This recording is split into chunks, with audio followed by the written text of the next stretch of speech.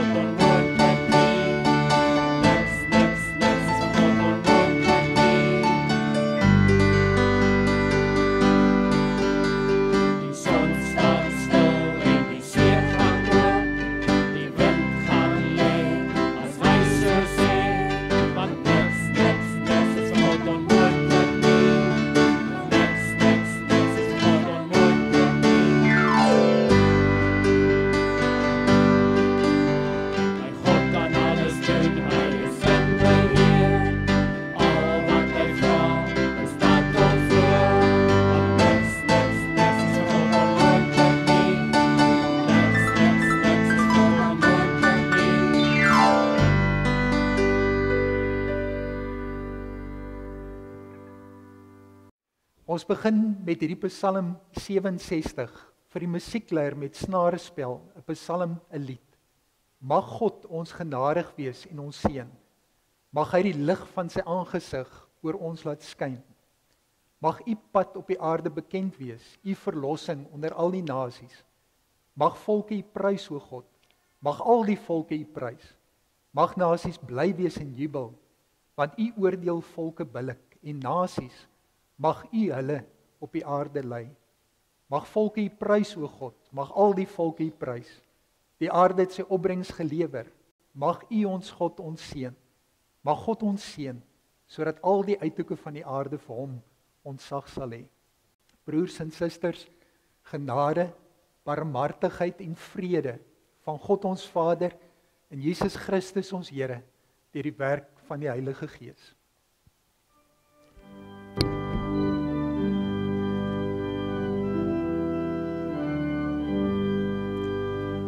Liewe Vader, ek sê dankie vir die wêreld rondom my, want die hemel en die aarde het ons als van u gekry. Liewe Vader, ek sê dankie vir die lewe rondom my, al die bome en die diere het al pracht van u gekry. Liewe Vader, ek sê dankie vir die mense rondom my, al my maatjies en familie, wat in liefde bly. Liewe Vader, ek sê dankie dat ek soveel van u kry, maar die grootste is die liefde wat ook in my hart kom bly.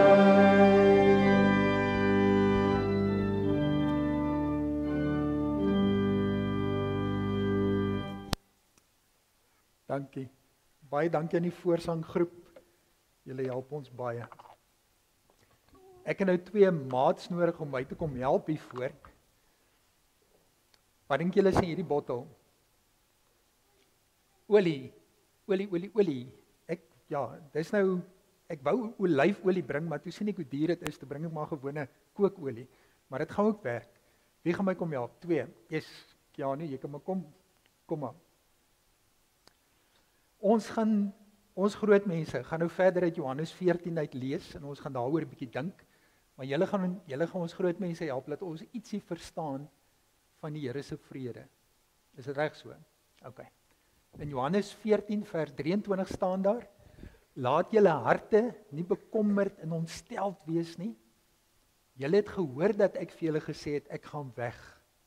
Nou hoe voel julle as julle hoor mamma of pappa moet iewers heen gaan om iemand te gaan help en hulle gaan sommer oorslaap, of pappa gaan jag of sulke goeters. Hoe voel dit as jy weet pappa gaan vir 3 dae weg of 4 dae?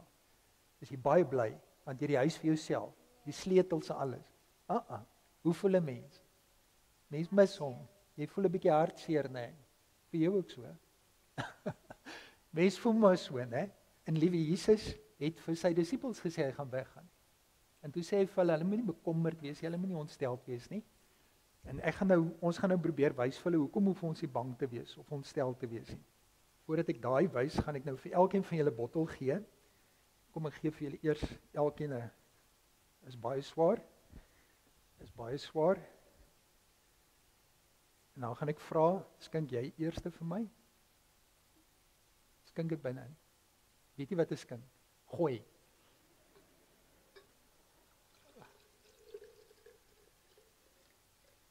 Ek dink dis genoeg. Kyk wat gebeur met die olie. Dit word skoon vaal. Haai. Gooi jou ook Jan.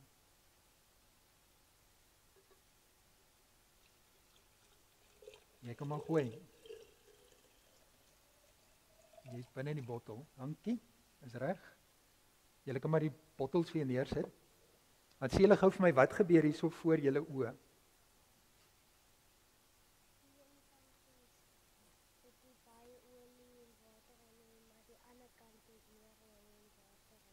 Ja, jy het nie eweveel water bygegooi nie, sien jy. Dis reg. Maar wat gebeur met die olie? Die olie bly bo in die water, sê mense al. Is dit reg so? Ja. Die olie bly bo in die water, gaan onder. Nou voordat ons weggaan, want vat vir julle elkeen een. En dan vat jy dit gou saam en dan deel jy vir al die kinderkerkmaatjies ook een uit, hoor. OK. Die olie dryf bo op die water. En julle sal my nou nie glo nie, maar ek gaan nou vir julle 'n filmpie wys van 'n kaptein wat dit geweet het en 'n plan gemaak het toe 'n skip in die moeilikheid was.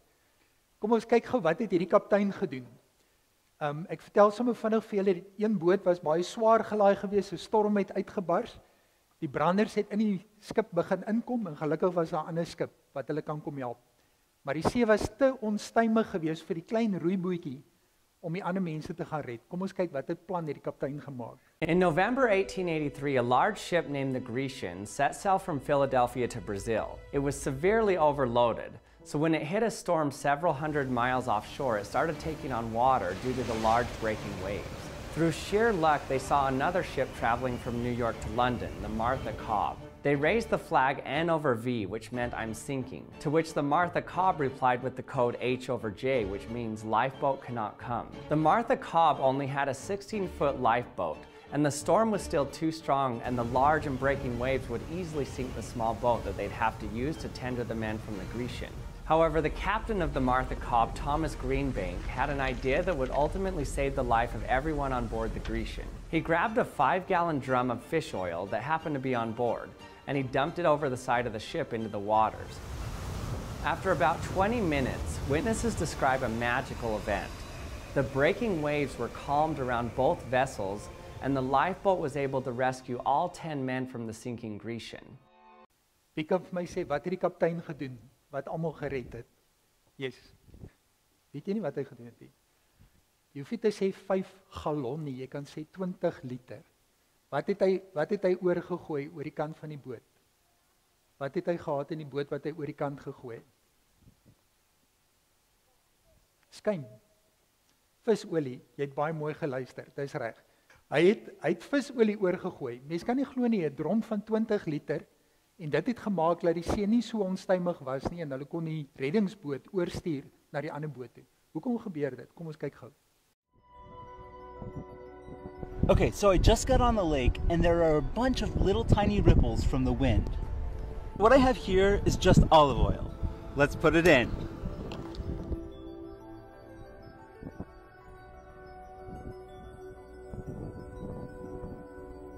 So it's been a couple minutes and right around the boat, it seems like the oil has calmed all the waves. How could about a tablespoon of olive oil remove the waves from about half an acre of this lake? I'm Greg, and what the physics? As ons lees in Johannes 14, dan sê Jesus vir sy disippels, hy gaan weg, en julle het vir ons gesê, hoe voel 'n mens as jou pa weggaan? Nee? 'n Mens raak bekommerd, jy raak bang, en nou sê Jesus vir hulle, maar hy is soos hierdie olie en hierdie water is, soos die Here deur sy gees in ons lewens. Hy maak die golwe wat daar is, die bang en die bekommerd, maak die Here kalm en rustig en stil. So dis 'n baie goeie ding om liewe Jesus in jou lewe te hê. Want as pappa of mamma weggaan, dan weet jy Jesus is by jou. Nee, jy hoef nie bang te wees, jy hoef nie bekommerd te wees nie. Baie dankie dat julle so lekker hier by ons kom kuier het. En ek hoop elkeen het 'n paaseier gekry, dat julle kan dink aan Paasfees. So julle kan maar weer kinderkerk toe gaan en dan gaan luister julle weer daar na die tannies verder. Is daar iemand wat weet hoekom die water stiller raak as die olie, as 'n eetlepel olie daar in die meer uitgegooi word? Dit werk die beste met natuurlike olies, so visolie of olyfolie werk die beste. En blykbaar wil olie se molekules nie te mekaar vassit nie. Hulle wil versprei, so hulle gee pad van mekaar, maar hulle is positief gelaai, so hulle draai om dat hulle aan die water se negatiewe vashou. Met ander woorde, daai olie versprei dat dit net 'n molekuule dik oor daai water lê. En omdat dit nou glad is, waai die wind bo die olie, so hy tel nie die golwe so op nie, so jy kry baie minder pertjies op die water. Die olie vorm 'n laag wat eintlik die water net so bietjie vashou. En die kaptein het dit geweet en hy daarom die visolie gebruik om dit te doen. Ons gaan saam lees uit Johannes 14 uit.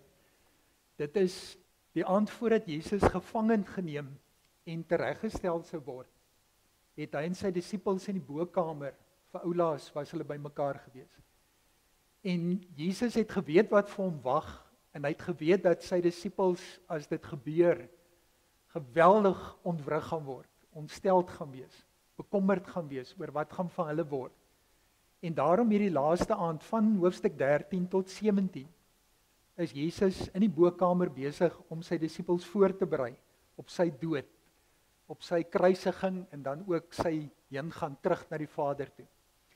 En voordat ons nou saam gaan lees met mekaar, kom ons raak saam stil en ons word ook bewus van die Here wat deur sy Gees hier by ons is. Kom ons buig die hoofde saam. Hemelse Vader, dankie vir u woord. Dankie dat ons vanoggend dit kan oopmaak hier in die kerk en saam met mekaar ook luister na dit wat u vir ons deur die eeue kom sê en deur die Gees wat vanoggend hier teenwoordig is, ook nou wil kom sê. Here, ons het 'n verwagting. Ons is mens. Ons is onder die son. En ons gedagtes is so beperk. Ons raak so gou benoud, ontsteld. As ons lewens enigsins 'n bietjie onstuimig raak, as die golwe rondom ons begin slaan, as die water in ons boot inspat, Here, dan is ons onseker. Dan raak ons bang, beangs. Ons voel wanhoopig. Ons raak moedeloos. Dankie dat u geweet het, dat u ons geken het, dat u ook toe die disippels voor daardie groot aand te staan gekom het, dat u geweet het, u moet met hulle praat, u moet hulle help. Daar is so baie wat hulle in daai aand moes inneem en leer, so baie wat hulle nie besef het gaan gebeur nie. Dankie dat u geweet het. Dankie vir die kalmte, die vrede, waarmee u ook in daardie aand hulle voorberei het. En Here, dat toe die dinge gebeur, dat hulle kon terugkyk, dat hulle kon krag put uit die woorde, uit u teenwoordigheid, uit die wete dat u gesê het, ek is by julle, ek gaan saam met julle. Fisies kon hulle nie meer vir u sien, maar deur hulle verhouding met U, het hulle U teenwoordigheid ervaar, het hulle geweet, die Here is hier. Dankie dat U ons lewens ook so aanraak, dat 2000 jaar later ons steeds dieselfde ervaring as hulle kan hê. God is hier, U is hier teenwoordig, en ons bid dat ons in onsself geloof sal ervaar, dat ons liefde teenoor U sal ervaar, dat ons sal beleef dat U deur die Gees ons harte en ons gedagtes oopmaak om U te vertrou, om U te sien vir wie U is, 'n liefdevolle Vader, 'n verlosser seun, 'n troostende Heilige Gees. Dankie Vader, Seun en Heilige Gees, dat U met elkeen van ons is en wil wees. Dankie Here. Amen. Dit is vir my baie moeilik om net op daai paar verse wat daar op die skerm geskryf staan, 23 tot 29 te fokus, maar ek besef ons het nie keuse nie, ons is net 'n kort tydjie by mekaar, en daarom kan 'n mens nie die hele Johannes 14 met mekaar deurgesels nie. Maar dit is so 'n pragtige verhaal wat begin in hoofstuk 13, waar Jesus vir sy disippels sê, ek gaan julle verlaat.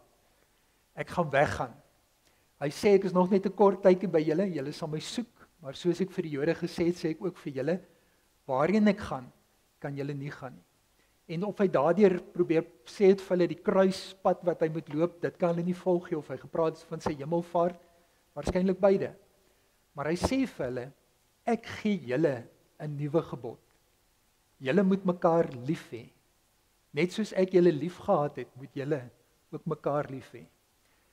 Ek dink baie keer doen ons as ouers dit ook, as ons kinders moet los iewers, dan sê ons maar, wees net lief vir mekaar.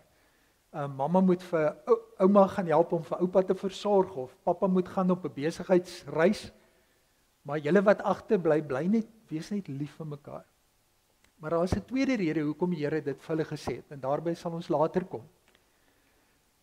Sy woorde dat hy weggaan, bring 'n klomp vrae. Ek kan my nou voorstel as mense nou klein kindertjies het en jy moet nou weggaan van die huis af, hoe daar ook baie vrae is in hulle hartjies, in hulle gedagtes. Hulle jou oorlaai met 'n klomp vrae om te vra, maar hoe lank gaan pappa weg wees en wanneer en wat gaan ek? 'n Mens kan net hoor die angstigheid ook in die disippels as hulle in hoofstuk 13 en 14 hierdie vrae vir Jesus vra. Waarheen gaan die Here? Here, ons weet nie waarheen hy gaan nie. Hoe kan ons dan die weg ken? Here, wys vir ons die Vader. Dis vir ons genoeg. En dan die vraag in ons gedeelte, waar Judas nie Iskariot nie, vir die Here vra, Here, hoe is dit, dat U self aan ons gaan bekend maak, en nie aan die wêreld nie? Hoe gaan dit werk? Jesus sê vir hulle, ek gaan my aan julle bekend maak, maar die ander mense gaan my nie sien nie. Hulle gaan my nie verstaan nie. Hoe werk dit, Here?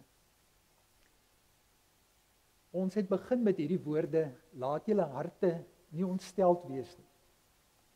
Ons hoor hy moedig hulle aan om mekaar lief te hê, maar hier hoor ons 'n tweede aanmoediging as Jesus weggaan.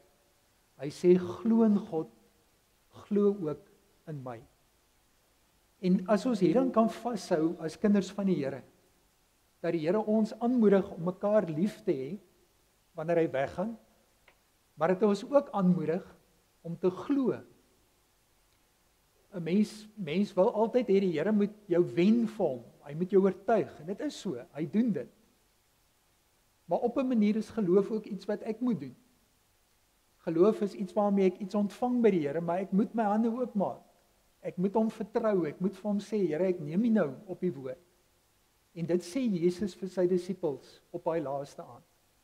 Julle moet mekaar lief hê, julle moet glo in my, glo ek in God. En dan gee hulle klomp beloftes om hulle te troos. En dit doen ons ook met ons kinders.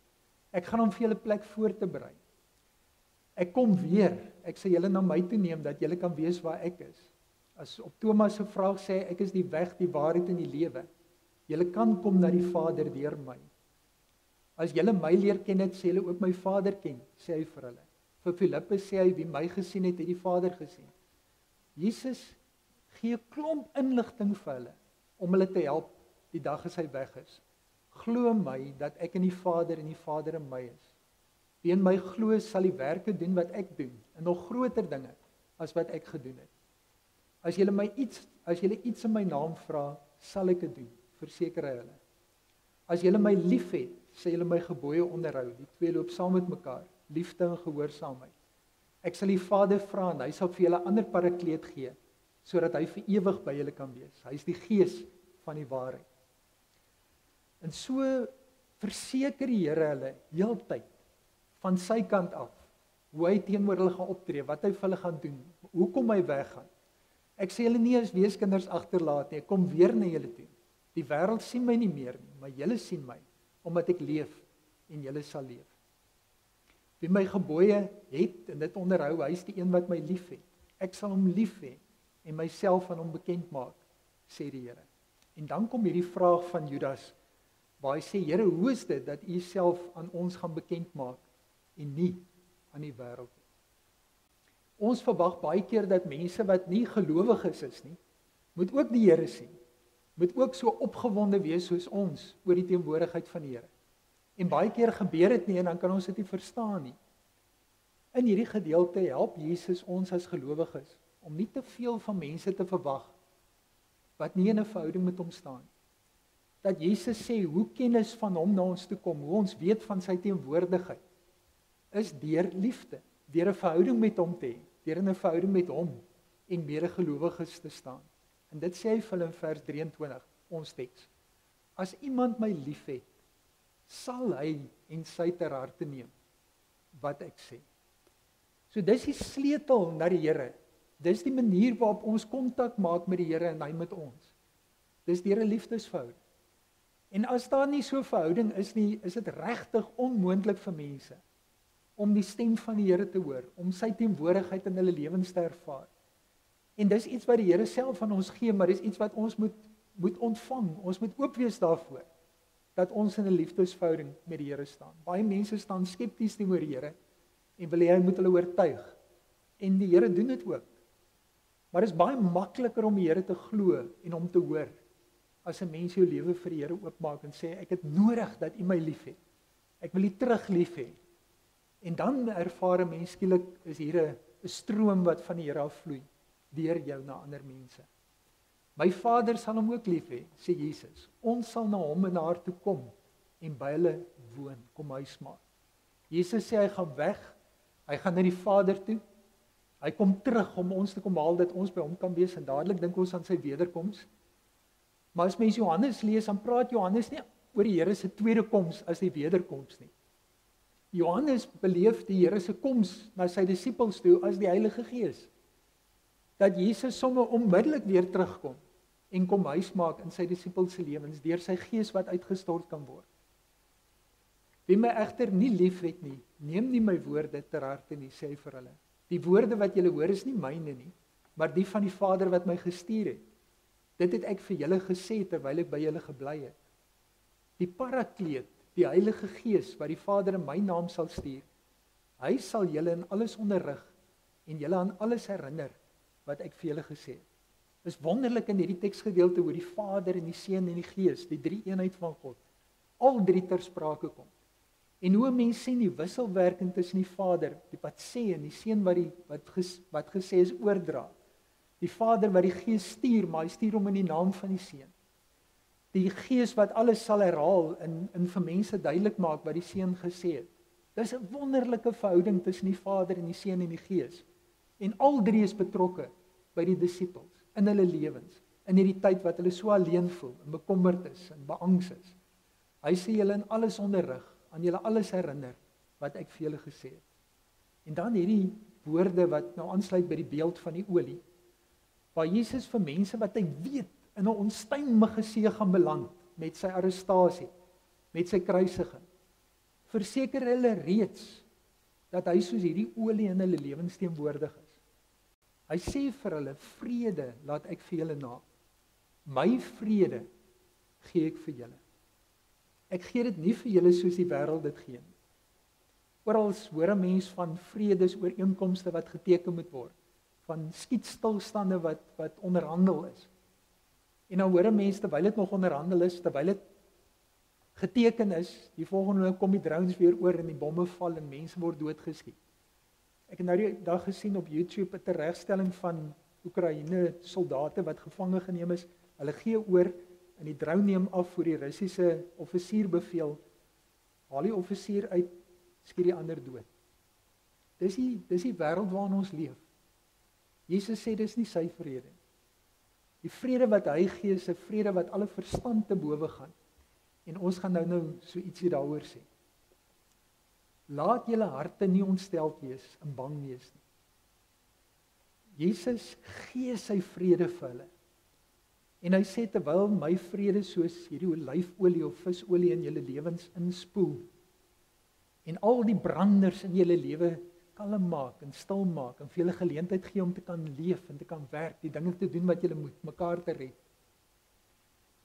Terwyl die Here daai olie in ons lewens inspoel, sê hy vir ons laat toe dat dit jou gemoed, jou gedrag, jou optrede bepaal. Moenie kom vanuit jou ontsteltenis na ander mense toe. Raak bewus van my wat by jou is, wat in jou is deur my Gees. Laat my vrede jou lewe bepaal, ongeag die omstandighede. Ons het gesien, was 'n storm, een skip was besig om te sink, daai olie het 'n kalmte gebring wat vir hulle tyd gegee het om die reddingsboot oor te roei en mense van die ander skip te gaan red. Laat julle harte nie ontsteld en bang wees nie. Julle het gehoor dat ek vir julle gesê het, ek gaan weg, maar ek kom weer na julle toe. En nou is dit daai vraag, wat bedoel hy daar? Is dit die weer van die eendag, sy wederkoms? Of bedoel hy die weer, soos Johannes het dalk verstaan, van deur die Gees? Ek kom deur die Gees weer na julle toe. As julle my lief gehad het, sou julle bly gewees het, dat ek na die Vader gaan, omdat die Vader groter as ek is. En nou het ek dit vir julle gesê, voordat dit gebeur, sodat julle, wanneer dit gebeur, kan glo.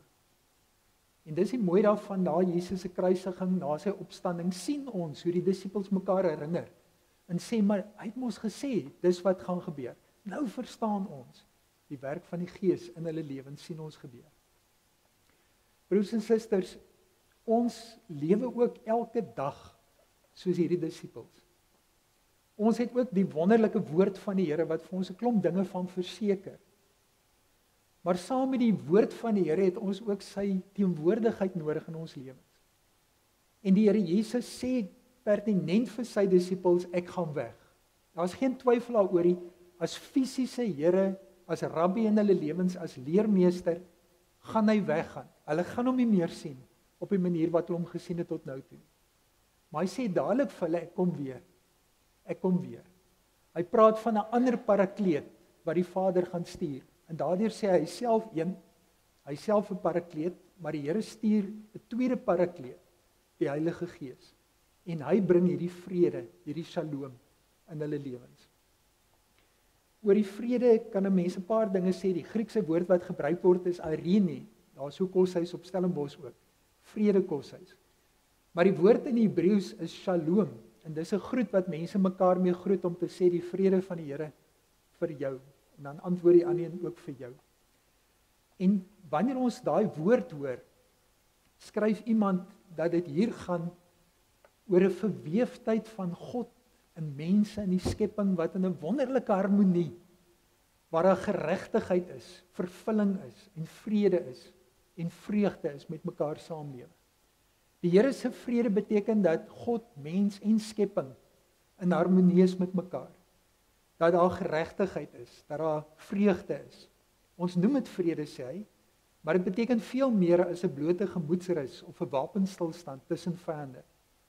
In die Bybel beteken shalom universele, algemene vergenoegdheid. Mense is vergenoegd. Daar's 'n volkomendheid, 'n vreugde, 'n ryk toestand, waarin natuurlike behoeftes bevredig word en natuurlike gawes vrugbaar aangewend word. Waar die behoeftes is daar ook die gawes. Daar's harmonie, daar's versoening, daar's vrede, daar's geregtigheid. 'n Toestand van vreugdevolle verwondering, geïnspireer terwyl die skepping en verlosser deure oopmaak en skepsels verwelkom waarin hy 'n welbehae het. Shalom, met ander woorde, beteken dis hoe dinge behoort te wees.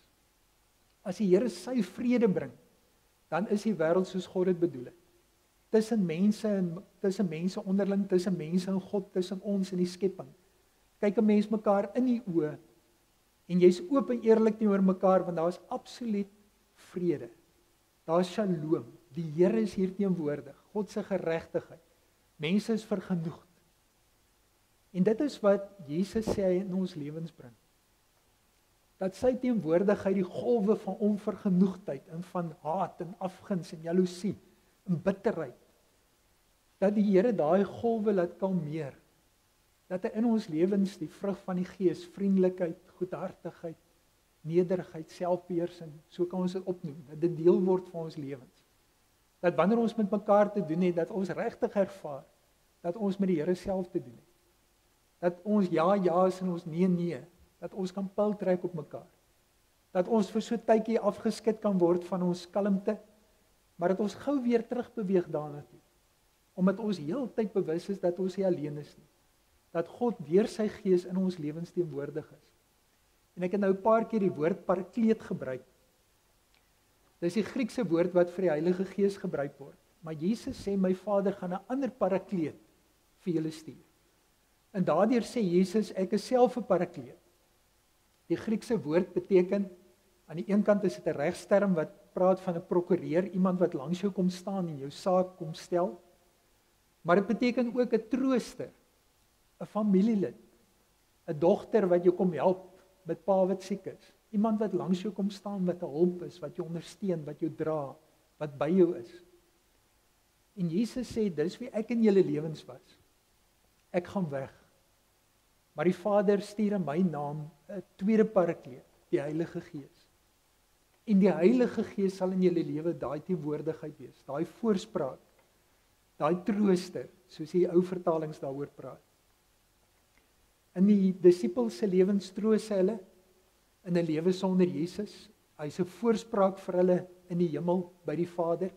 Hy leer hulle, hy herinner hulle aan alles wat Jesus hulle geleer het. Hy bedien hulle met wysheid, met kennis, met bekwaamheid terwyl hulle voortgaan met die werk van Jesus op die aarde.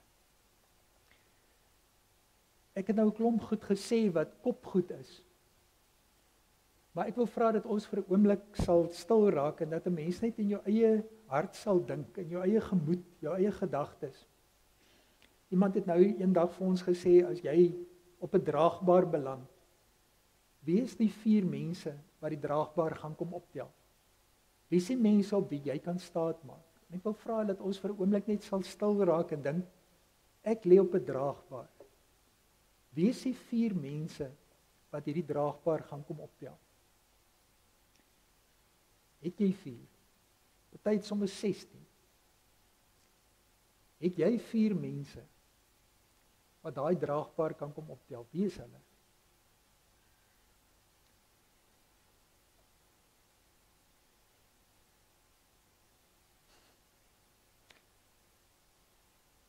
Van daai mense is dalk ouer as jy. Party is dalk jonger. En die woord sê, hulle is mens. Hulle asem gaan hulle verlaat. En dit beteken dat 'n mens dalk op stadiums in jou lewe regtig alleen kan wees. Net jy, wat op die draagbaar lê. Johannes 14 sê vir jou, nooit is jy in jou lewe alleen. Dat in die Here Jesus Christus, in God die Vader, in die Heilige Gees, het jy 'n werklike teenwoordigheid in jou lewe. God is hier in jou teenwoordig. En wanneer jy op daai draagbaar lê en jy besef ek is alleen. Daai mense wat my moes kom help, kan nie. Dat jy vir jouself kan sê, hart bedaar. Gedagtes stop. Die Here Jesus het vir my gesê, hy gaan weg, maar hy kom weer. En as ek Johannes reg lees, het hy nie bedoel eendag met sy wederkoms nie. Het hy bedoel, hy kom deur die Heilige Gees weer in my in op 'n nuwe manier. Op 'n manier wat beter is vir my, want hy's nie 'n mens wat net op een plek, op een oomblik kan wees nie. Maar hy word deur die Gees 'n teenwoordigheid wat by elke mens oor die wêreld heen kan wees, in enige omstandighede, op enige plek. En daarom selfs al sou ek die donkerste dieptes ingaan, en stoksiel alleen voel in my omstandighede, kan ek hoor hoe hy vir die disippels sê, julle moenie ontsteld wees nie.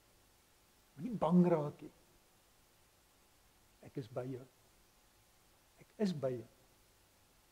Donderdag vier ons hemelvaart, dan sê ons vir mekaar, daar gaan hy.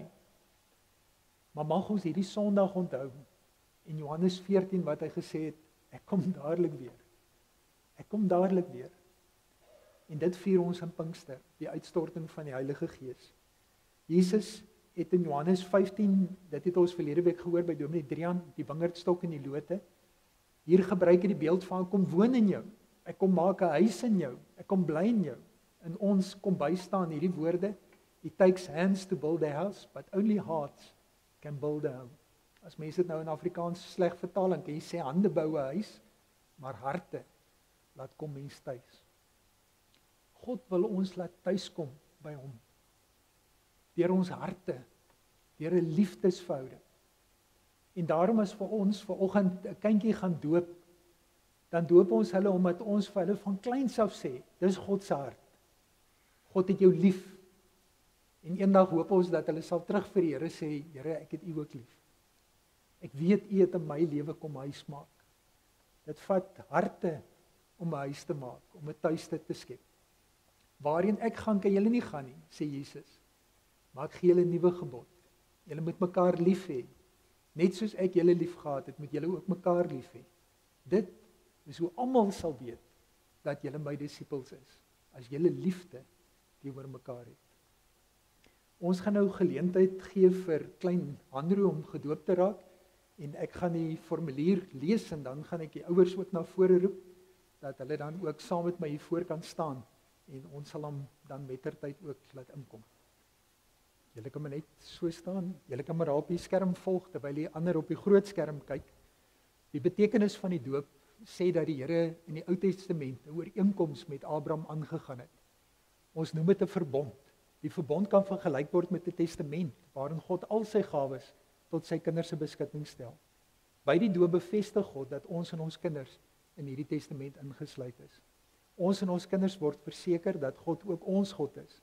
En dit beteken dat hy ons Vader is wat ons liefhet en vir ons sorg, dat die Here Jesus Christus ons verlosser is, en dat die Heilige Gees in ons woon, van ons nuwe mense maak en ons lei. Geen mens kan hierdie gawes van God verdien nie, want ons sonde waarin ons gebore is, veroorsaak dat ons die dood verdien. Jesus het egter die straf vir die sonde op hom geneem, en aan die kruis in ons plek gesterf. Daarom kan God nou die ewige lewe as geskenk vir ons aanbied. Ons kinders is ook hierby ingesluit, al verstaan hulle nog niks daarvan nie. Die betekenis van die doop kan maklik verkeerd verstaan word. Dis nie 'n mooi gewoonte wat ons ter wille van ander mense onderhou nie. Dis ook nie 'n bygelowige handeling waardeur ons teen gevaar en ongeluk beskerm word nie. Dis ook nie die geleentheid waar kinders hulle name kry nie. Nee, by die doop gaan dit suiwer alleen daaroor dat God hom in liefde aan mense verbind. Van sy kant af maak die Here die kanaal oop. En dan roep hy ons op, glo in my. Wees lief vir mekaar, wees lief vir my. Ek wil vra dat julle sal antwoord op hierdie vraag wat op die skerm is. Glo jy in God die Vader wat jou versorg, jou bewaar en jou liefhet? Glo jy in Jesus Christus wat vir jou sonde aan die kruis gesterf het? Glo jy in die Heilige Gees wat in jou woon en wat jou rig en lei om volgens die wil van God te lewe? En bely jy dat hoewel ons kinders as sondaars in die wêreld gekom het en daarom onder die oordeel van God staan, hulle nogtans in Christus aan God behoort en daarom as lidmate van sy gemeente gedoop moet word? Wat is hierop julle twee se antwoord? Ek het nou daar gesê die geloofsbelijdenis van Nessia, maar toe het ek gedink julle gaan hom nie kan onthou nie. Dit kom in die Pinkster. So ek het teruggegaan na die apostoliese geloofsbelijdenis en ek wil vra, kom ons staan en dan sê ons saam met Barno en Marie dit wat bely ons wat ons glo. Ons kan dit hardop doen. Ek glo in God die Vader, die almagtige, die skepper van die hemel en die aarde, en in Jesus Christus, sy enige gebore seun, ons Here, wat ontvang is van die Heilige Gees, gebore is uit die maagd Maria, wat gelei het onder Pontius Pilatus, gekruisig is, gesterf het en begrawe is, en ter hulle neergedaal het, wat op die 3de dag weer opgestaan het uit die dode, wat opgevaar het na die hemel, en sit aan die regterhand van God, die almagtige Vader, vanwaar hy sal kom om te oordeel, die wat nog lewe en die wat reeds gesterf het. Ek glo in die Heilige Gees. Ek glo aan 'n heilige, algemene Christelike kerk, die gemeenskap van die heiliges, die vergifnis van sondes, die opstanding van die vlees en 'n ewige lewe. Julle kan maar net so omdraai, ek verwag hom by daai deur uit, maar terwyl hulle hom inbring, kom ons sing hierdie lied saam, die eerste vers van die 292.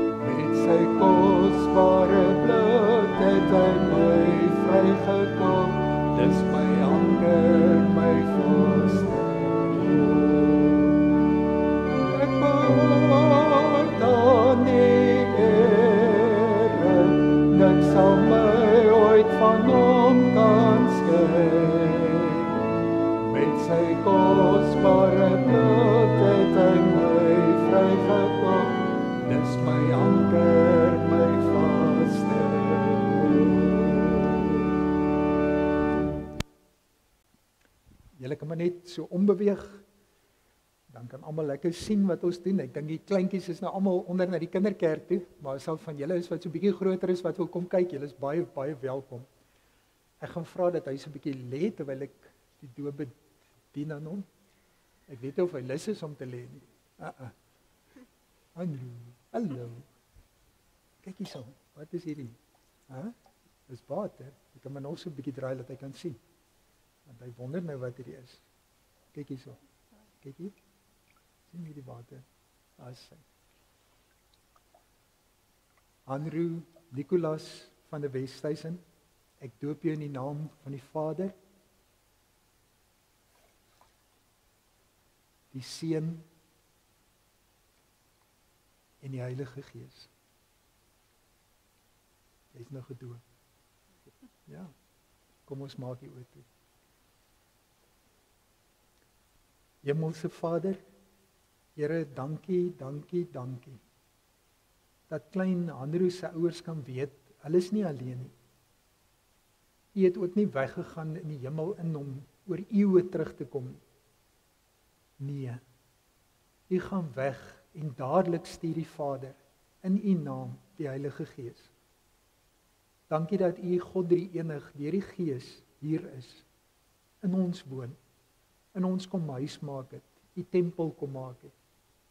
En dat klein Andrew in so 'n huis kan groot word, waar u leef en woon, waar mense mekaar liefhet, waar mense hom liefhet, waar hy ook kan hoor dat daar 'n Vader in die hemel is wat hom innig liefhet, 'n seun wat hom so liefhet dat hy aan die kruis vir hom gesterf het, die Gees wat in die liefde in hom kom woon. Here, ons bid dat Andrew altyd in sy lewe dit sal weet, dat sy ouers dit vir hom sal leer van kleins af, dat hy dit in hulle lewens sal sien, dat hulle u kinders is, die liefde wat hulle mekaar bewys.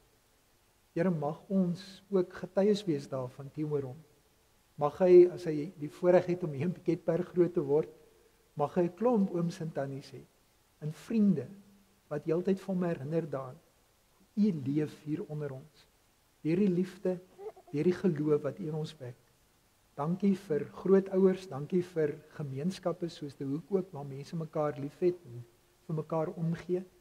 Mag Andrew deur sy lewe ook so 'n mens word, soos u in hom uitgestort is.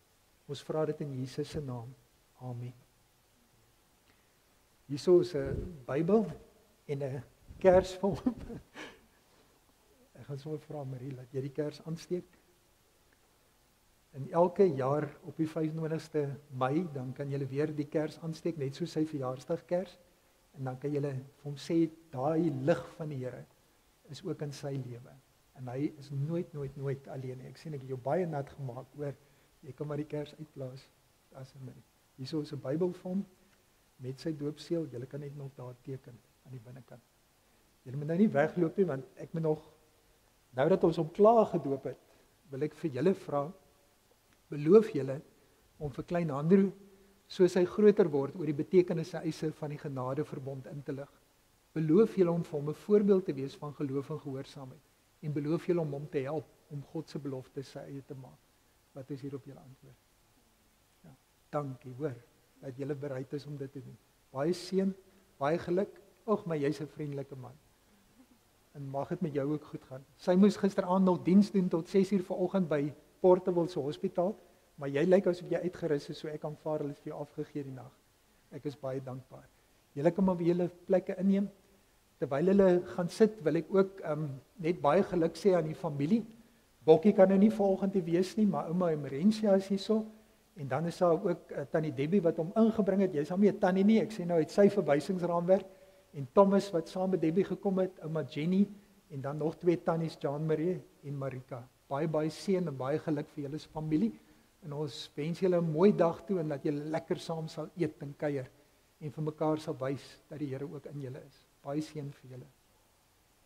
Kom ons sing vers 2 van lied 292, die doop is die seël dat die Heilige Gees my kind van God die Vader laat wees. Terwyl ons so sit, kom ons sit.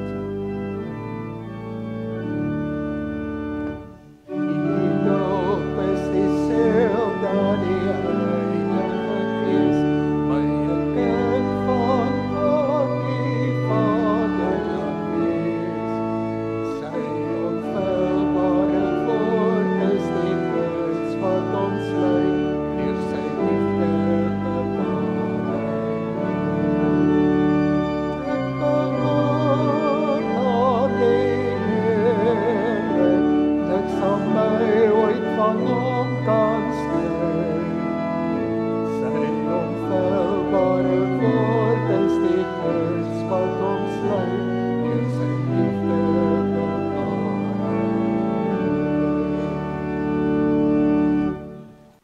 herinner ek net aan hierdie paar advertensies. Dis baie goed, ons kan nie alles doen nie, ek weet, maar kies maar vir jou iets wat jy wil ondersteun en help daar. Badisa soek skoene. Daar's 'n snoek en patat ete Vrydag wat ook fondse is vir Badisa. Dan het Huis van Heerde in Moreesburg het ons hierdie maand nog kans om hulle te help met die voeding van die kinders. Daar's 12.600 al ingesamel. Ek dink verlede jaar was iemand het 'n groot skenking gegee. Ek dink dit was R30.000 wat ons kon gee, maar hulle kan doen met elke sent. Moravia wijk het 'n Susati verkope en dan die koskas is daai wyke betrokke by my, NC, SE en NB en dan Junius weer SD, NA en SC. So help asseblief daai 10 gesinne. Hemelvaart donderdag aan. En dan die Pinksterweek. Van maandag gaan die kinders hulle eie Pinkster hê onder in die saal. Dis elke jaar 'n groot opwinding vir die kinders en daar's 'n klomp volwassenes wat help. Hulle doen baie moeite. So ondersteun hulle, gebruik die geleentheid om jou kind ook bloot te stel aan die verhaal van Jesus. In die kerk hierbo gaan ons besig wees met die belydenis van Nissia. En in hierdie week, die 18de Mei, was daar 'n konferensie op Stellenbosch gewees. En ek wys net gou vir julle so ietsie daarvan. Kom ons sing saam lied 532, ons Vader, neem ons hande en maak ons een. Kom ons sing oor die liefde, oor die gemeenskap wat tussen ons en mekaar en die Here is.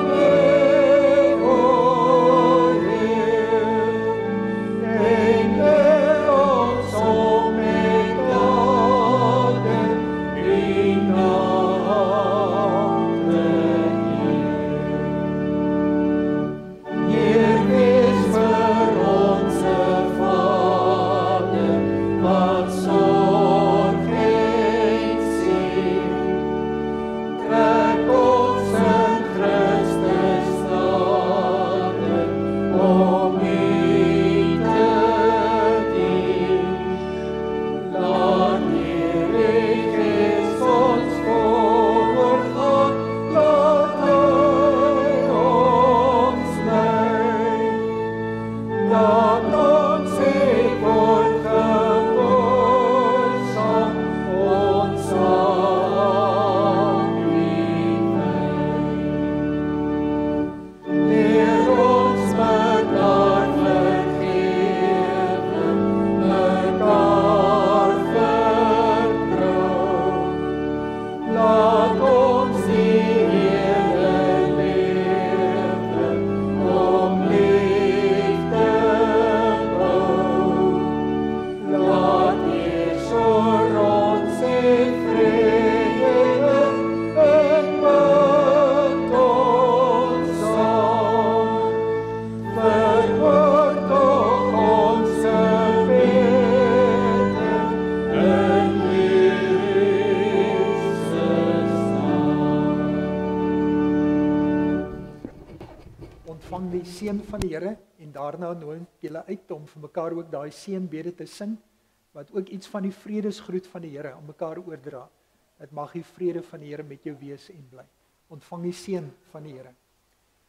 Mag die genade van ons Here Jesus Christus en die liefde van God ons Vader en die gemeenskap van die Heilige Gees met julle elkeen wees en bly. Amen.